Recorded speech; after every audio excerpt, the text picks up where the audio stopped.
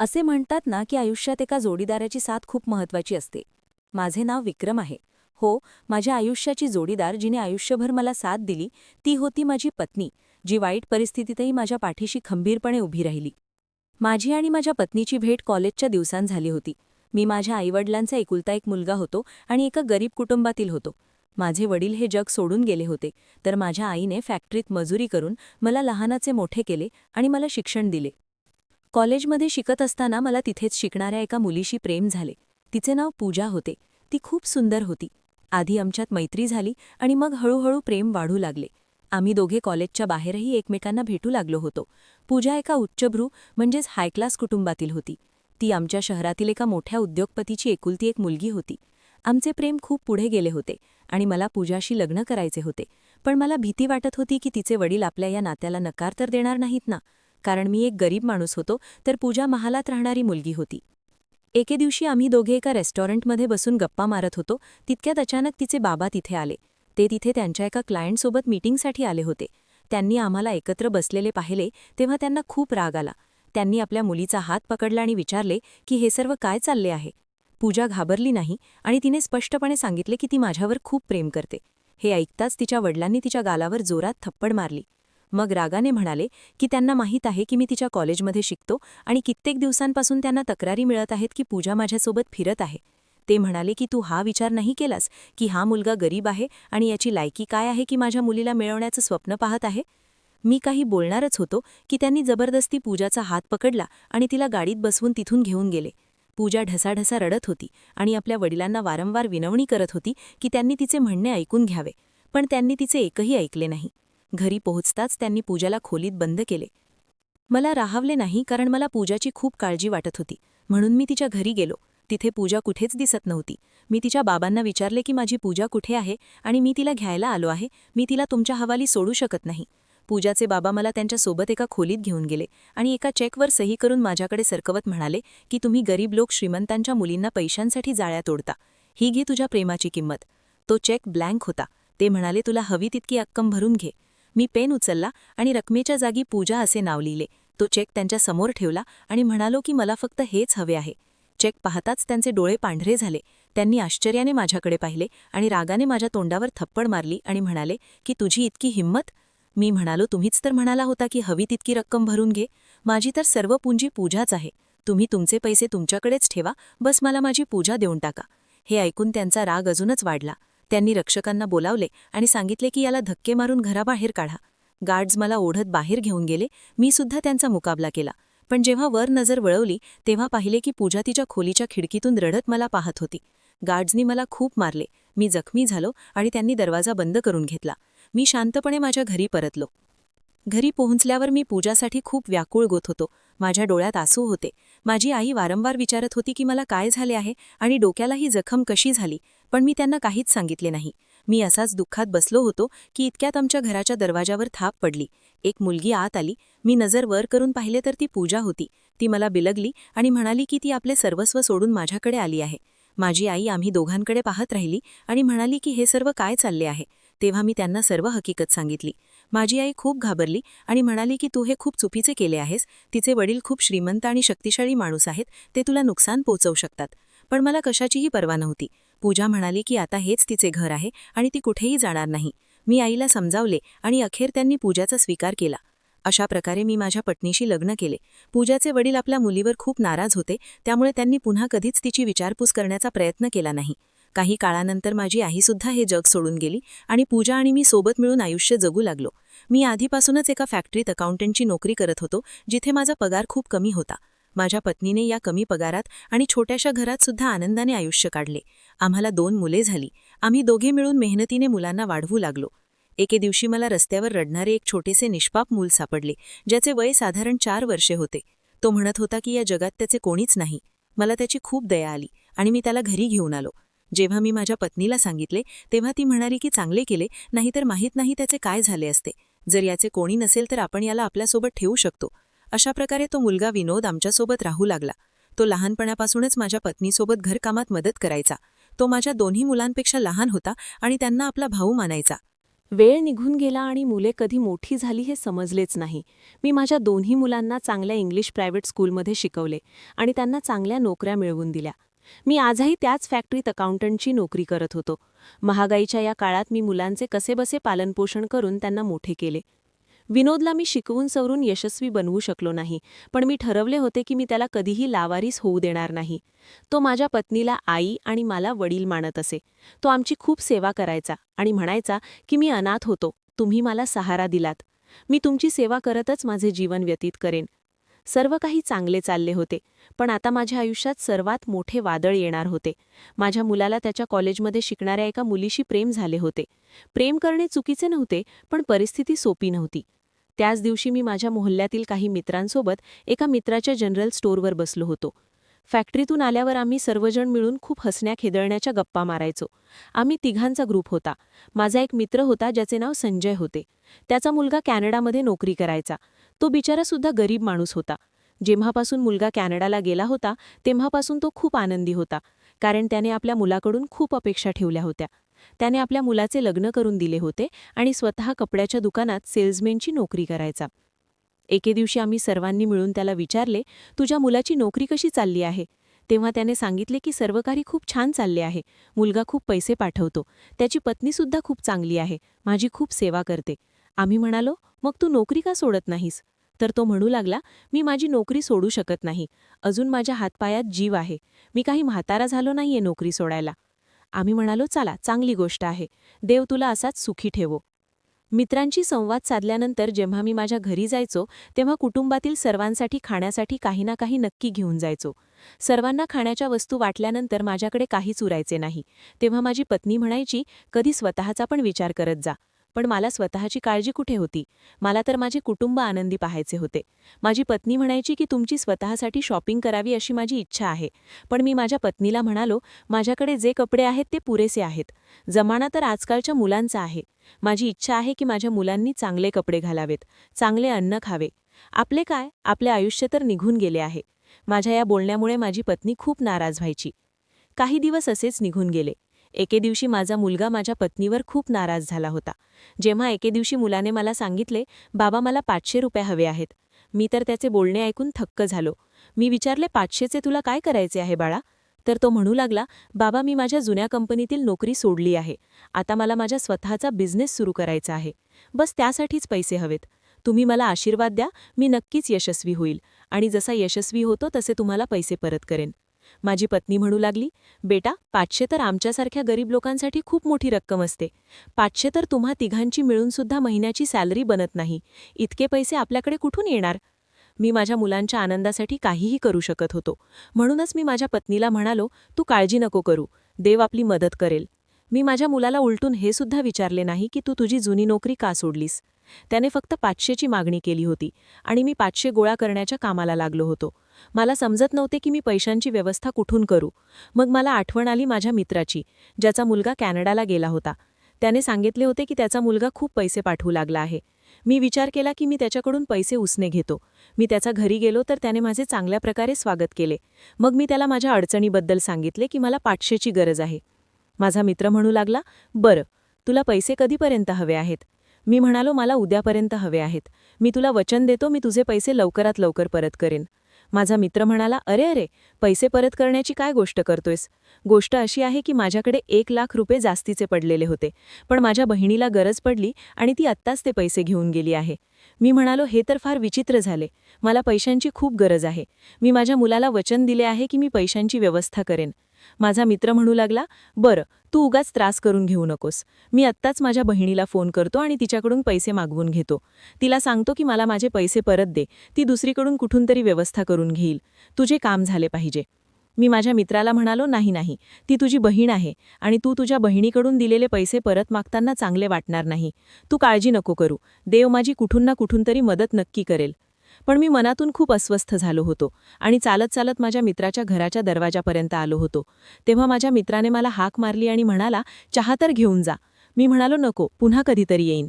मी काळजीतच चालत माझ्या घरी आलो. माझ्या पत्नीने मला जेवण दिले. मी जेवत तर होतो पण खूप चिंतेत होतो. माझी पत्नी मला जेवण वाढायला आली तेव्हा माझी नजर अचानक तिच्या हातांकडे गेली. मी माझ्या पत्नीशी प्रेमाने बोलू लागलो. तेव्हा ती म्हणाली, जेव्हा पण तुम्हाला माझ्याकडून काही काम करून घ्यायचे असते तेव्हाच तुम्ही माझ्यावर असे प्रेम दाखवता. नक्की काय गोष्ट आहे सांगा.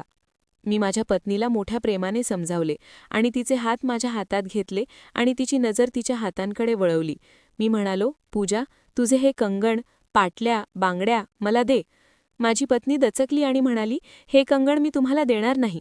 मी म्हणालो, प्लीज मला दे. जसं आपल्या मुलाचा बिझनेस सुरू होईल मी तुला दुसरे नवीन कंगण आणून देईन. माझी पत्नी म्हणू लागली, हे तुमच्या दिवंगत आईने मला लग्नानंतर दिले होते. ही त्यांची आठवण आहे. हे मी तुम्हाला देऊ शकत नाही. मी माझ्या पत्नीला म्हणालो, आपला मुलगासुद्धा तर आपल्या दोघांच्या प्रेमाची निशाणी आहे. हे कंगण मी आपला मुलगा यशसाठीच तर मागत आहे. मी माझ्या पत्नीला आठवण करून दिली. आठव, जेव्हा आपला मोठा मुलगा यश झाला होता आणि तो तापाने फणफणत होता, आपण जेव्हा डॉक्टरांकडे उपचार करायला गेलो तेव्हा डॉक्टर म्हणाले होते की याच्यावर उपचार करणे माझ्या हाताबाहेरची गोष्ट आहे. हे ऐकून तू ढसाढसा रडत होतीस. तू म्हणाली होतीस की काहीही करा पण माझ्या मुलाला वाचवा. आपल्या मुलाला वाचवण्यासाठी मी डॉक्टर, वैद्य अशा सर्वांकडून उपचार करून घेतले होते, पण यशवर उपचार करण्यासाठी कोणीही पुढे येत नव्हते. आणि मग आपण दोघांनी रात्रभर जागून देवाकडे रडून रडून प्रार्थना केली होती. देवाने आपली प्रार्थना ऐकली आणि मग आपला मुलगा इतक्या जोरात रडला की त्याच्या हृदयाचे ठोके वाढले. मग जेव्हा आपण त्याला डॉक्टरांना दाखवले तेव्हा डॉक्टरांनी त्याच्यावर उपचार केले. अशा प्रकारे आपला मुलगा बरा झाला होता. मृत्यूच्या दारातून आपला मुलगा लढून परत आला होता. या सर्व गोष्टी ऐकून माझी पत्नी रडू लागली आणि तिने स्वतःच्या हाताने सोन्याचे कंगन काढून माझ्याकडे दिले. माझ्याही डोळ्यात पाणी आले होते. पण माझा मुलगा यशस्वी झाला होता. ज्या कामासाठी त्याने पैसे लावले होते तिथे त्याला यश मिळाले होते. त्याला नोकरी लागली होती. आता पाळी होती माझ्या धाकट्या मुलाची, जो नोकरी तर करत होता पण आपल्याच बॉसच्या मुलीवर प्रेम करत होता.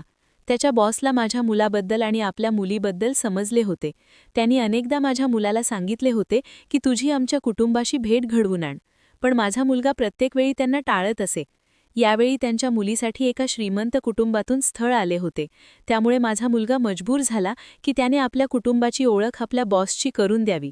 माझा मुलगा ज्या मुलीवर प्रेम करत होता तिला त्याने आमच्या घरी आणले. ती आम्हाला म्हणाली, मी तुम्हाला आमच्या घरी येण्याचे आमंत्रण द्यायला आले आहे. माझ्या बाबांनी तुम्हा सर्वांना रात्रीच्या जेवणासाठी डिनरवर बोलवले आहे. आम्हाला खूप आनंद झाला. मला माहीत होते की माझा मुलगा या मुलीवर प्रेम करतो आणि या मुलीचे बाबा माझ्याशी या दोघांच्या लग्नाबद्दलच बोलू इच्छितात. म्हणूनच मी माझ्या संपूर्ण कुटुंबासह मुलाच्या बॉसच्या घरी जाण्यासाठी तयार झालो. आम्ही त्यांच्या घरी गेलो तेव्हा त्यांनी आमचे छान स्वागत केले. जेवण झाल्यानंतर मुलाचे बॉस मला एका वेगळ्या खोलीत घेऊन गेले. तिथे बसून त्यांनी माझ्याशी संवाद सुरू केला. ते म्हणाले, तुम्ही ज्या प्रकारे तुमच्या मुलांना मेहनतीने शिकवले, मोठे केले आणि काबिल बनवले, ही तुमचीच हिंमत आहे. मी म्हणालो, हे तर माझ्या मुलांप्रती असलेले माझे प्रेम आहे. माझे बोलणे ऐकून मुलाचे बॉस म्हणू लागले, तुम्ही तर तुमच्या मुलांसाठी खूप काही केले. आता मलाही तुमच्यासाठी काहीतरी करायचे आहे. ते म्हणाले की मला असे वाटते की तुमच्या धाकट्या मुलाची, राहुलची जबाबदारी मी उचलावी.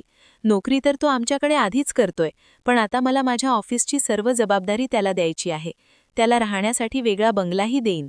तो माझ्या व्यवसायाची देखरेख करेल आणि माझ्या मुलीसोबत सुखात राहील. बस त्याची सर्व जबाबदारी मी घेतो. मी मोठ्या आश्चर्याने मुलाच्या बॉसला विचारले, तुमचा नक्की अर्थ काय? मला समजले नाही. ते हसले आणि म्हणाले, तुम्हाला तर माहीत आहे की आपली मुले एकमेकांवर प्रेम करतात. त्या हिशोबाने तुमचा मुलगा माझा जावई झाला आणि मी जावई आणि मुलामध्ये काही फरक समजत नाही. नव्या माझी एकुलती एक मुलगी आहे. राहुल इथे राहून माझे घर आणि व्यवहार सर्व काही सांभाळेल. मी त्यांच्याकडे पाहत विचारले, काय तुम्हाला माझ्या मुलाला घरजावई बनवायचे आहे? तर ते म्हणाले, नाही नाही, मी तुमच्या मुलाचे भविष्य घडवू इच्छितो. मला त्यांच्या या बोलण्याचा राग आला आणि मी उभे राहून त्यांना म्हणालो, तुमचे खूप खूप आभार. राहुलचा बाप अजून जिवंत आहे. माझे बोलणे ऐकून त्यांना धक्का बसला आणि ते म्हणाले, तुम्ही हे काय म्हणताय? मी म्हणालो, मी आयुष्यभर स्वतःच्या बळावर जगलो आहे. तुमच्या श्रीमंतीचा गर्व माझ्या मुलाच्या गरिबीवर चालू शकत नाही. मुलाचे बॉस म्हणाले, ही तुमच्यासाठी मोठी संधी आहे. अशा प्रकारे तुमचा मुलगा श्रीमंत होऊ शकतो. तुम्ही ही संधी हातातून घालवत आहात. मी म्हणालो, मी माझी दौलत कधीही विकणार नाही. मुले माझ्या उभ्या आयुष्याची कमाई आहे. मी माझ्या मुलाला तुमच्या हवाली करणार नाही. मुलाचे बॉस म्हणाले, तू एक गरीब माणूस आहेस. तू तुझ्या मुलासाठी काय करू शकतो? मी तुझ्या मुलाचे आयुष्य सुधारेन. शेवटी पैसा सर्व काही विकत घेऊ शकतो. मी म्हणालो, मी माझी दौलत कधीही विकणार नाही. आमच्यात जोरदार वाद सुरू होता. इतक्यात सर्व लोक त्या खोलीत गेले जिथे आम्ही बसलो होतो. सर्वांनी आमचे बोलणे ऐकले होते. मी ओरडत मुलाच्या बॉसला म्हणालो, एक गोष्ट स्पष्ट ऐकून घ्या साहेब, नव्या माझ्या घरची सून बनून येईल, पण माझा मुलगा राहुल या घरात कधीही घरजावाई बनून राहणार नाही. मी सर्वांना घरी चालण्याचा इशारा केला. अशा प्रकारे आम्ही घरी परतलो. घरीही एक वेगळाच गोंधळ निर्माण झाला. माझा मुलगा या गोष्टीसाठी तयार होता की तो त्याच्या सासऱ्याचा घर जावाई बनेल, पण मी माझ्या मुलाला स्पष्ट सांगितले होते की नाती बाजारात विकली जात नाहीत. माझा मुलगा म्हणाला, बाबा, तुम्ही नव्याच्या बाबांचा अपमान केला आहे. मी वळून माझ्या मुलाकडे पाहिले. मी त्याचा चेहरा पाहतच राहिलो. तो म्हणाला, ते खूप मोठे माणूस आहेत बाबा. मी म्हणालो, अजून तू लहान आहेस, त्यामुळे ही गोष्ट इथेच थांबव.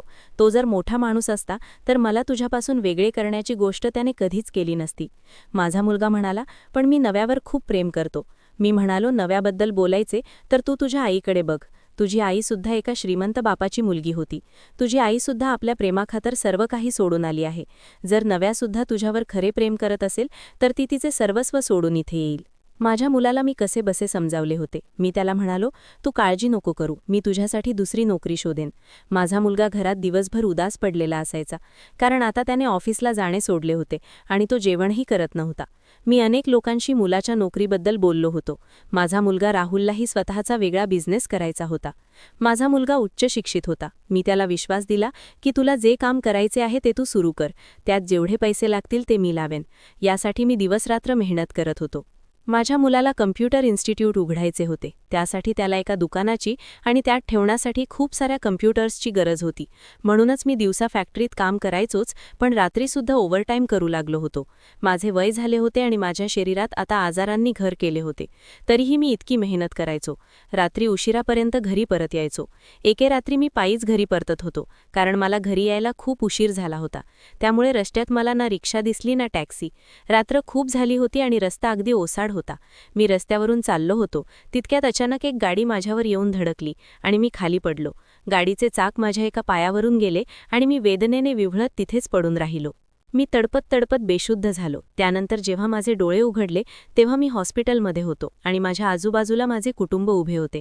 मी माझ्या कुटुंबाला पाहून उठण्याचा प्रयत्न करू लागलो, तेव्हा माझ्याने उठले जात नव्हते, कारण माझा एक पाय निकामी झाला होता. मी जोरात ओरडायला सुरुवात केली, माझ्या पायाला काय झालंय? माझ्या आजूबाजूला उभे असलेले सर्वजण रडत होते. डॉक्टर म्हणाले, अपघातात तुझा पाय निकामी झाला आहे, त्यामुळे आता तू या पायाने चालू शकणार नाहीस. मी जोरात ओरडलो, असे होऊ शकत नाही. माझी पत्नी माझ्या जवळ आली. तिने मला धीर दिला. तिने सांगितले की रात्री तुम्ही खूप उशिरापर्यंत घरी आला नाही, तेव्हा मुले तुम्हाला शोधायला बाहेर पडली. मग मुलांनी फोन करून सांगितले की तुम्हाला हॉस्पिटलमध्ये दाखल केले आहे. तुमचा अपघात झाला असून तुम्ही रस्त्यावर जखमी अवस्थेत मुलांना सापडला होतात. हे सांगताना माझी पत्नी ढसाढसा रडू लागली. मी तिला म्हणालो, काळजी नको करू, सर्व काही ठीक होईल. माझ्याही डोळ्यात पाणी येत होते, कारण मी हतबल झालो होतो. पण मला एक समाधान होते की माझे 2 मुलगे माझ्यासोबत आहेत, ते माझा आधार बनतील. आता मी घरातच राहायचो. एकदा मी पाणी पित होतो, अचानक माझ्या हातातून पाण्याचा ग्लास निसटून दूर पडला. तो उचलण्यासाठी मी जसा अंथरुणावरून उठलो तशी मला जाणीव झाली की माझा तर एक पायच नाहीये. मी डोळ्यात पाणी आणून शांतपणे पुन्हा अंथरुणावर बसलो. माझ्या पत्नीने मला खूप आधार दिला. तीच मला बाथरूमपर्यंत घेऊन जायची. किंबहुना माझी सर्व कामे तीच करू लागली होती. विनोदही माझी खूप सेवा करायचा.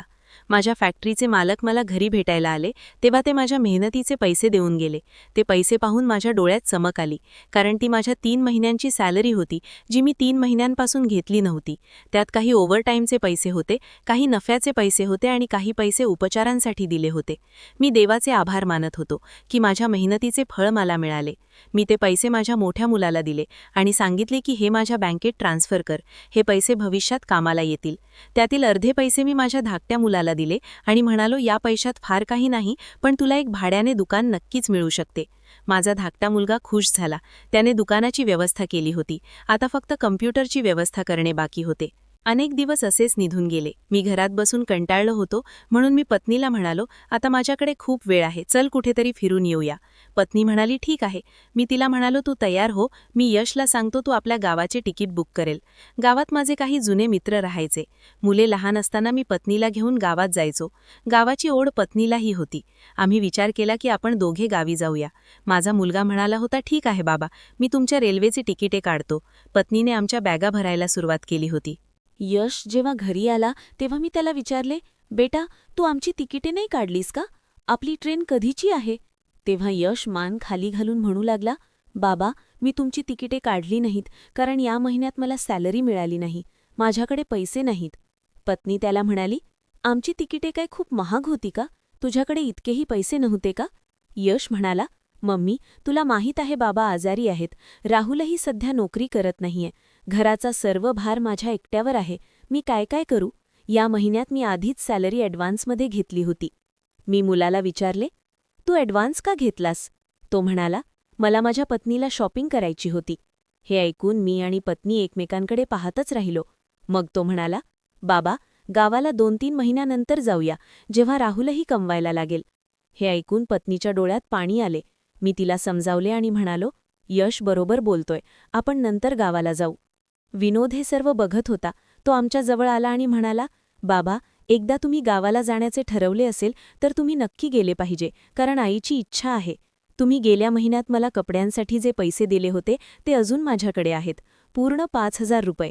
मी त्या पैशातून तुमची तिकिटे काढतो. हे बोलून तो जाऊ लागला तेव्हा पत्नीने त्याला थांबवले आणि म्हणाली, तुझे इतके बोलणेच पुरेसे आहे. तू खूप चांगला आहेस. आणि त्याला मिठी मारून रडू लागली. काही दिवसांनी एक आनंदाची बातमी आली. माझ्या मुलाने बँकेतून लोन काढून आपल्या दुकानात खूप सारे कम्प्युटर आणले होते आणि स्वतःचे कम्प्युटर इन्स्टिट्यूट सुरू केले होते. मला खूप आनंद झाला. पण दुर्दैवाची गोष्ट म्हणजे ही बातमी मला माझ्या मुलाने नाही तर त्याच्या मित्राने येऊन सांगितली होती. माझा मुलगा कुठे होता माहीत नाही. तो घरात दिसतच नव्हता. माझा मुलगा ही आनंदाची बातमी सांगायला सर्वात आधी आपल्या सासऱ्याकडे गेला होता. थोड्या वेळाने मुलगा घरी आला आणि म्हणू लागला, मम्मी, मला नव्याच्या घरी राहायचे आहे. हे ऐकताच सर्वांना धक्का बसला. मी माझ्या खोलीत बसून हे सर्व ऐकत होतो. तो आईला म्हणत होता, मम्मी, मला माझे आयुष्य माझ्या मनाप्रमाणे जगण्याचा पूर्ण अधिकार आहे. पत्नी म्हणाली, तू आम्हाला सोडून असं जाऊ शकत नाहीस. तुझा निर्णय चुकीचा आहे. तेव्हा तो म्हणाला, माझा कोणताही निर्णय चुकीचा नाहीये मम्मी. प्रत्येक माणसाला आपल्या भविष्याचा विचार करण्याचा हक्क आहे. मी माझ्या फायद्याचा विचार करतोय. यात चुकीचे काय आहे? इथे राहून माझे भविष्य घडू शकत नाही. माझ्या सासऱ्यांनीच मला कम्प्युटर विकत घ्यायला पैसे दिले आहेत. पत्नी म्हणाली, बेटा, आमचे भविष्य तर तूच आहेस. तू निघून गेलास तर तुझ्या वडिलांचे काय होईल? लहानपणापासून तुला लहानाचे मोठे केले आणि आज तू सासरी जाण्याची गोष्ट करतोयस, जे अजून तुझे सासरही झाले नाहीये. तू तुझ्या आईवडिलांच्या संस्कारांची हीच किंमत देतोयस का? माझा मुलगा म्हणाला, तुम्ही माझे संगोपन करून काही उपकार केलेले नाहीत. प्रत्येक आईवडील हेच करतात. या व्यतिरिक्त तुम्ही माझ्यासाठी काय केले आहे? तुमच्यासोबत माझे कोणतेही भविष्य नाही. माझे आयुष्य माझे सासरच घडवू शकते. पत्नी रडत म्हणाली, बेटा, आईवडिलांच्या प्रेमाला संपत्तीने तोलू नकोस. मुलगा ओरडला, तुम्ही सुद्धा तर एक दिवस बाबांसाठी सर्व काही सोडून इथे आला होतात ना? तुम्हाला इथे राहून काय मिळाले? आयुष्यभर फक्त मेहनतच केली. डोक्याचे केस पांढरे झाले, पण कधी आराम मिळाला नाही. हे ऐकून पत्नीला राग आला आणि तिने त्याच्या थोबाडीत लगावली. मी कुबड्यांच्या म्हणजे बैसाखीच्या सहाय्याने तिथे पोहोचलो आणि पत्नीचा हात पकडला. मी म्हणालो, पूजा, असे करू नकोस. शेवटी राहुल जे बोलतोय ते खरेच आहे. आपण त्याच्यासाठी तेच केले जे प्रत्येक आईवडील करतात. माझा मुलगा रागाने घर सोडून निघून गेला. पत्नी त्याला हाका मारत राहिली आणि रडता रडता बेशुद्ध झाली. माझे घर जणू कोसळले होते. मला सर्वात जास्त राग त्याच्या होणाऱ्या सासऱ्याचा येत होता. मी कुबड्यांच्या सहाय्याने अडखळत त्यांच्या घरी पोहोचलो. मला पाहताच तो म्हणाला, विक्रम, तू? मी म्हणालो, मी विक्रम नाही. एक हतबल बाप आहे, ज्याचा मुलगा तू माझ्यापासून हिरावून घेतला आहेस. तो म्हणाला, सांग, मी काय करू शकतो? मी म्हणालो, माझ्यासारख्या गरीबावर दया कर आणि माझा मुलगा परत दे. तो म्हणाला, तू तुझ्या मुलाशी बोल, मी मध्ये येत नाहीये. मी ओरडलो, तुम्ही मध्ये आला आहात. माझी संपत्ती बँकेत नाही. माझी मुले हीच माझी संपत्ती आहे. तुम्ही माझी संपत्ती हिरावून घेतली आहे. तो रागाने म्हणाला, तू माझ्यावर आरोप करतोयस? राहुल स्वतःच्या मर्जीने इथे आला आहे. त्याने राहुलचा हात धरला आणि विचारले, मी काही जबरदस्ती केली का? राहुल म्हणाला, नाही. मी राहुलचा हात धरला आणि म्हणालो, चल, तुझी आई आजारी आहे. त्याने हात झटकला आणि म्हणाला, मी त्या नरकात परत जाणार नाही. माझ्यासाठी आईवडील मेलेले आहेत. हे बोलून तो निघून गेला आणि मी ढसाढसा रडू लागलो. मी हतबल होऊन परतलो. वस्तीतल्या दुकानावर गेलो आणि सिगारेट मागितली. तेव्हा मित्र म्हणाला, आता उधार देऊ शकत नाही. यशने सांगितले आहे की आता तुम्ही काही कमवत नाही. हे ऐकून मला धक्काच बसला. मी घरी आलो. काही दिवसांनी समजले की राहुलचे लग्न नव्याशी झाले आणि आम्हाला साधे निमंत्रणही दिले नाही. पत्नीची प्रकृती अजून बिघडली. त्याचवेळी यश आला आणि म्हणाला, राहुलचे लग्न झाले आणि सासरकडून आपल्यासाठी कपडे पाठवले आहेत. तेव्हाच मोठी सून रागाने आली आणि ओरडू लागली, माझ्या खोलीचे लुकूड कोणी तोडले? विनोद पुढे आला आणि म्हणाला, मी तोडले. आईची तब्येत खराब होती, औषधासाठी पैसे हवे होते. तेव्हा यश ओरडला, तू लुकूड तोडून पैसे काढले? सून म्हणाली, उद्या हा दागिनेही चोरेल, 2 कवडीचा मुलगा, याची लायकी काय आहे? मी थरथरत्या स्वरात म्हणालो, त्याने चोरी नाही केली.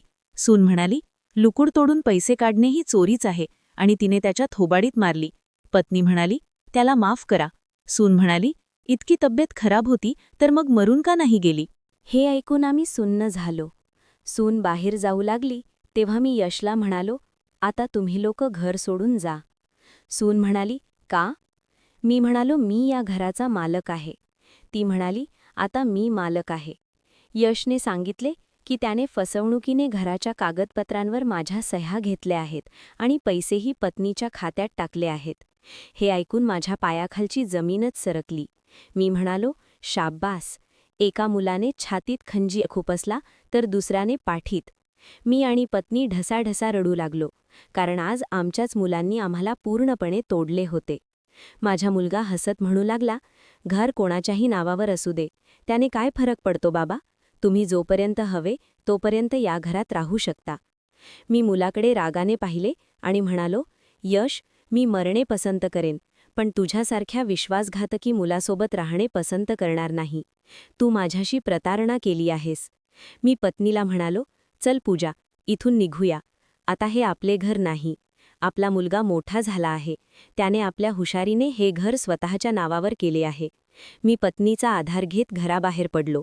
बाहेर खूप जोरात पाऊस पडत होता. जणू माझ्यासोबत हे आभाळही रडत होते. आयुष्यभर मुलांचे संगोपन केल्यानंतर मला हेच फळ मिळाले होते. आम्ही रस्त्याच्या कडेला बसलो होतो. आमच्यासोबत विनोदही आला होता. जेव्हा सकाळ झाली तेव्हा विनोद म्हणाला, तुम्ही इथेच थांबा, मी आत्ता येतो. तो कुठे गेला माहीत नाही. आम्ही रस्त्याच्या कडेलाच बसलो होतो. 2 तासांनंतर तो परत आला आणि म्हणाला, चला आई बाबा, राहण्याची व्यवस्था झाली आहे. त्याचे बोलणे ऐकून मला धक्काच बसला. मी विचारले, तू राहण्याची व्यवस्था कुठून केलीस? तो म्हणाला, मी माझ्या एका मित्राच्या वडिलांच्या समोर हात जोडले आणि सांगितले की माझ्या आईबाबांकडे राहण्यासाठी जागा नाही, त्यांना आश्रय द्या. त्यांच्याकडे अनेक घरे आहेत, तर त्यांनी एक छोटी खोली आपल्याला राहण्यासाठी दिली आहे. त्या बदल्यात मी त्यांच्या घरी काम करण्याचे वचन दिले आहे. ते आपल्याकडून भाडे घेणार नाहीत, उलट मी त्यांच्या घरची सर्व कामे करेन. विनोदचे बोलणे ऐकून माझ्या डोळ्यात पाणी आले. एक माझी स्वतःची मुले होती, ज्यांनी माझ्या पाठीत खंजीर खुपसला होता, आणि एक हा होता ज्याचे माझ्याशी रक्ताचे नाते नसतानाही त्याने नेहमीच माझ्याशी एकनिष्ठता म्हणजे वफादारी पाळली होती. त्या घरात आम्ही राहायला आलो. मी विचारात पडलो होतो. तितक्यात माझी पत्नी आली आणि म्हणाली, काय विचार करताय?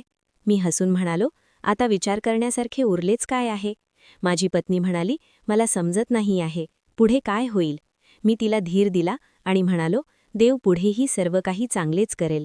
जर आपल्या मुलांनी फसवणूक केली तर काय झाले? माझी मेहनत आणि माझा अनुभव मला कधीच धोका देऊ शकत नाही. जर कोणी आधार देणारे मिळाले तर मी माझे नशीब पुन्हा स्वतः घडवू शकतो. अनेक दिवस त्या छोट्या खोलीत असेच निघून गेले. विनोद घराच्या मालकाकडे झाडू पोछा करायचा. तिथून जे पैसे मिळायचे त्यातील अर्धे तो मालकाला द्यायचा आणि अर्ध्या पैशातून घराचे रेशन आणायचा, ज्यावर आमचा उदरनिर्वाह चालत होता. पण मला खूप वाईट वाटायचे की विनोदला आमच्यासाठी लोकांच्या घरी काम करावे लागत आहे. असे तर चालू शकत नव्हते. मला स्वतःला काहीतरी करायचे होते. आम्ही आमच्या परिस्थितीला कंटाळलो होतो. माझी पत्नी दररोज देवाकडे रडून प्रार्थना करायची. अनेक दिवस उलटले. मग एके दिवशी माझ्या पत्नीला तिच्या कॉलेजच्या काळातील एक जुनी मैत्रीण भेटली. माझी पत्नी पीठ आणण्यासाठी दुकानात गेली होती. तिथेच ती भेटली. मैत्रीण म्हणाली, मी इथेच जवळ राहते, माझ्यासोबत घरी चल. आणि ती मला आमच्या खोलीत घेऊन आली. तिने माझी ओळख करून दिली. ती दिसायला खूप श्रीमंत वाटत होती. माझ्या पत्नीने आमची सर्व कहाणी सांगितली की आम्ही इथे कसे राहायला आलो. तिला आधीच माहीत होते की माझ्या पतीचे लग्न माझ्यासारख्या गरीब माणसाशी झाले आहे. माझ्या पत्नीने आपली हतबलता सांगितली आणि म्हणाली, मला कुठेही छोटी मोठी नोकरी मिळवून दे. तुझ्या पतीचा मोठा बिझनेस आहे, कदाचित माझ्या लायकीचे काहीतरी मिळेल. ती म्हणाली की तिच्या पतीची कपड्यांची मोठी मिल होती, पण एके दिवशी आग लागल्यामुळे सर्व काही संपले. तिच्याकडे फॅक्टरीतील काही उरलेले कपडे होते. ती म्हणाली, जर तुमची इच्छा असेल तर मी तुम्हाला ते कपडे देते. तुम्ही ते विकून तुमचा उदरनिर्वाह करा, मी फक्त एवढेच करू शकते. माझ्या पत्नीने होकार दिला आणि आभार मानले. तिने दुसऱ्या दिवशी यायला सांगितले आणि ती निघून गेली.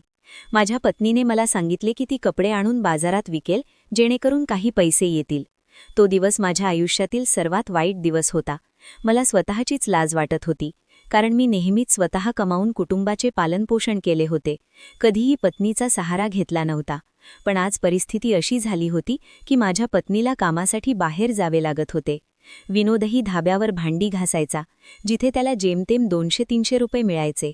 दुसऱ्या दिवशी माझी पत्नी कपडे आणायला गेली. ती कपडे घेऊन परत आली तेव्हा त्यात पुरुषांचे, स्त्रियांचे आणि मुलांचेही कपडे होते. माझी पत्नी विनोदसोबत बाजारात गेली आणि एका छोट्या जागेवर बसून कपडे विकू लागली. पण रोज घरी परतताना दोघेही खूप निराश असायचे, कारण दिवसभरात जेमतेम 1-2 कपडेच विकले जायचे. उरलेले किंवा डिफेक्टिव्ह असल्यामुळे लोक कमी खरेदी करायचे. काय करावे काही समजत नव्हते.